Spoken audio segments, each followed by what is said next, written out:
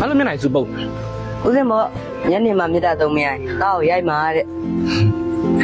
တနာပါလေကောင်းလေးတယောက်ရိုက်ခံရတော့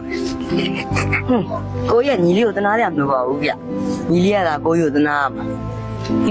ညငါဘာလို့တနာမှာငါလေမင်းတို့လည်းရိုက်ခံမှာမဟုတ်ဘူးမြစ်တာတုတ်ပြီးလေရတယ်ကွာ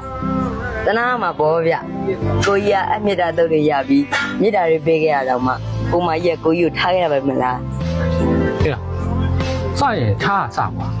ဟောအဲ့လိုတော့မစနဲ့ ဒါဆရာပါကိုကြီးကိုမလည်းချားရုံမှာပြောနေတော့ပြီခုမမေ့နိုင်သေးဘူးလားဗျမလိုက်ပါတော့ကိုကြီး လူကနေနိုင်တယ်ကွာဟောရင်နှလုံးသားစောင့်မမရှိသေးလို့လားခုချိန်ကြီးသူ့မသူဖြစ်နေတာ